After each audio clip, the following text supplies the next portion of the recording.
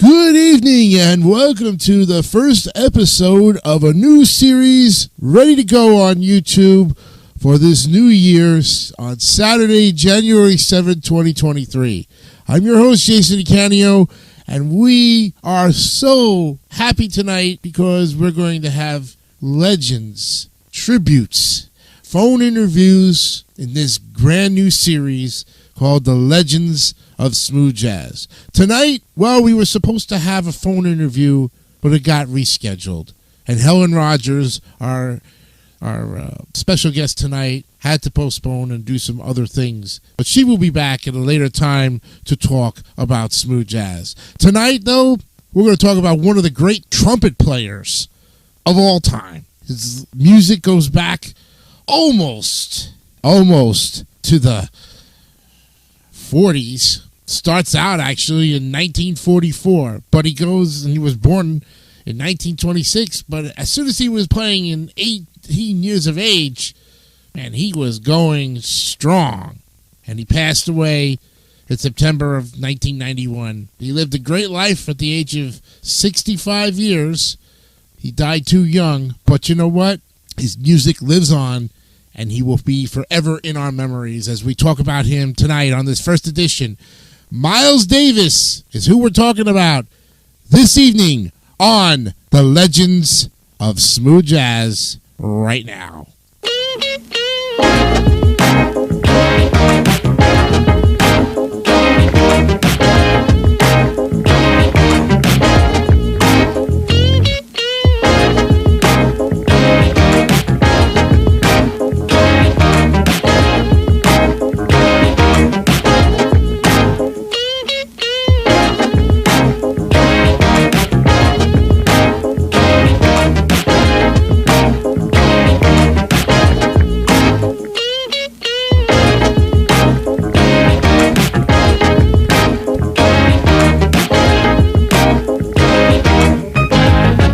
All right, let's go ahead and start this great first show with Miles Davis, and hopefully you will get a lot of educational and inspirational knowledge for all you horn players out there. I welcome you to this new show called The Legends of Smooth Jazz, and I hope that you will spend the next couple of minutes with us as we look at a tribute to a fine musician who has been with us in the beginning part of the decade of the 1900s, 1926 to be exact, and then peacefully passed away at the age of 65 in 1991. Miles Dewey Davis III, an American trumpeter, band leader, and composer, and he's among the most influential and acclaimed figures in the history of jazz and 20th century music. You know, Davis adopted a variety of musical directions in a 5-decade career that kept him at the forefront of many major stylistic developments in jazz. Born in Alton, Illinois, and raised in East St. Louis, Davis left to study at the Juilliard in New York City before dropping out and making his professional debut as a member of saxophonist Charlie Parker's bebop quintet from 1944 to 1948. And shortly after, he recorded the birth of the Cool Sessions for Capitol Records, which were instrumental to the development of cool jazz. In the early 50s, Davis recorded some of the earliest hard bop music while on Prestige Records, but did so haphazardly due to a heroin addiction. After a widely acclaimed comeback performance at the Newport Jazz Festival, he signed a long-term contract with Columbia Records and recorded the album Roundabout Midnight in 1955. It was his first work with saxophonist John Coltrane and bassist Paul Chambers, key members of the sextet he led into the early 1960s. And during this period, he alternated between orchestral jazz collaborations with arranger Gil Evans, such as the Spanish music-influenced Sketches of Spain, and band recordings such as Milestones and Kind of Blue.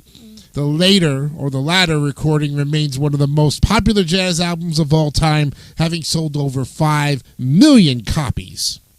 But let's look at his early life. He was born on May 26, 1926, to an affluent African-American family in Alton, Illinois, 15 miles north of St. Louis. He had an older sister, Dorothy May, and a younger brother, Vernon. His mother, Cleota May Henry of Arkansas, was a music teacher and violinist, and his father, Miles Dewey Davis Jr., also of Arkansas, was a dentist. They owned a 200-acre estate near Pine Bluff, Arkansas, with a profitable pig farm. In Pine Bluff, he and his siblings fished, hunted, and rode horses. Davis's grandparents were the owners of an Arkansas farm where he would spend many summers. 1927, the family moved to East St. Louis, Illinois, and they lived on the second floor of a commercial building behind a dental office in a predominantly white neighborhood. Davis's father would soon become distant to his children as the Great Depression caused him to become increasingly consumed by his job, typically working 6 days a week. From 1932 to 1934, Davis attended John Robinson Elementary School, which was an all-black school, then Crispus Attucks, where he performed well in mathematics, music, and sports, and he had previously attended Catholic school. At an early age, he liked music, especially blues, big bands, and gospel. In 1935, Davis received his first trumpet as a gift from John Eubanks, a friend of his father. He took lessons from the biggest influence of my life, Elwood Buchanan, a teacher and musician who was a patient of his father. His mother wanted him to play the violin instead, and against the fashion of the time, Buchanan stressed the importance of playing without vibrato and encouraged him to use a clear, mid-range tone. Davis said that whenever he started playing with heavy vibrato, Buchanan slapped his knuckles. In later years, Davis said, "I prefer a round sound with no attitude in it, like a round voice with not too much tremolo and not too much bass. Just right in the middle. If I can't get that sound, I can't play anything." The family soon moved to 1701 Kansas Avenue in East St. Louis. According to Davis, by the age of 12, music had become the most important thing in my life. On his 13th birthday, his father brought him a new trumpet, and Davis began to play in local bands. He took additional trumpet lessons from Joseph Gustat, principal trumpeter of the St. Louis Symphony Orchestra. Davis would also play the trumpet in talent shows he and his siblings would put on. Then in 1941, the 15-year-old attended East St. Louis Lincoln High School, where he joined the marching band directed by Buchanan and entered music competitions. Years later, Davis said that he was discriminated against in these competitions due to his race, but he added that these experiences made him a better musician. When a drummer asked him to play a certain passage of music and he couldn't do it, he began to learn music theory. I went and got everything, every book I could get to learn about theory. And at Lincoln, Davis met his first girlfriend, Irene Berth, later Cawthon. He had a band that performed at the Elks Club, and part of his earnings paid for his sister's education at Fisk University. Davis befriended trumpeter Clark Terry, who suggested he play without vibrato, and performed with him for several years.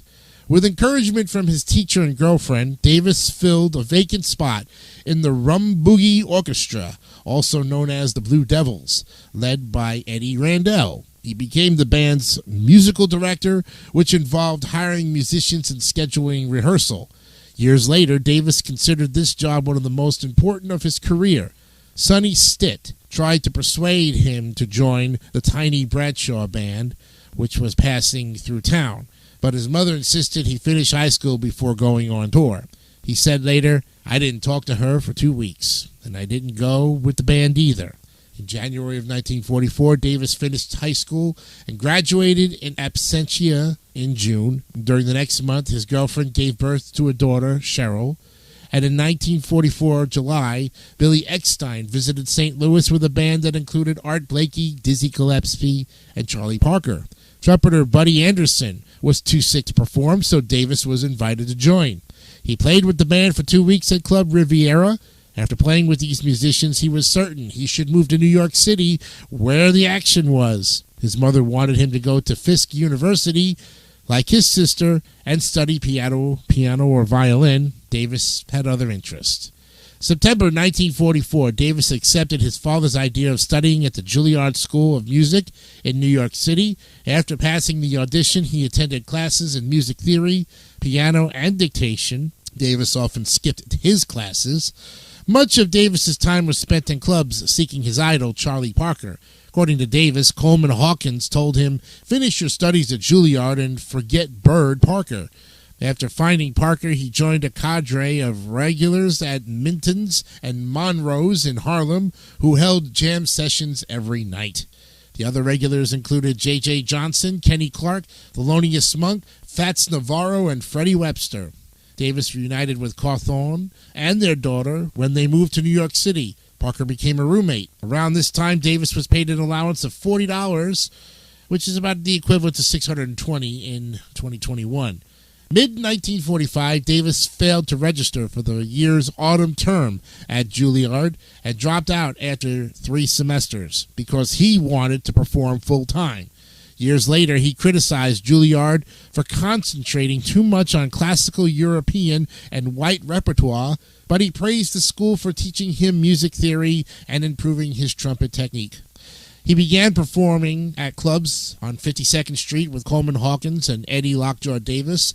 He recorded for the first time on April 24, 1945, when he entered the studio as a sideman for Herbie Field's band. During the next year, he recorded as a leader for the first time with the Miles Davis Sextet, plus Eric Coleman and Ann Baker, one of the few times he accompanied a singer. In 1945, he replaced Dizzy Gillespie in Charlie Parker's quintet. November 26th, Davis participated in several recording sessions as part of Parker's group Reboppers that also involved Gillespie and Max Roach, displaying hints of the style he would become known for. On Parker's tune, Now's the Time, Davis played a solo that anticipated cool jazz. He next joined a big band led by Benny Carter, performing in St. Louis and remaining with the band in California. He again played with Parker and Gillespie.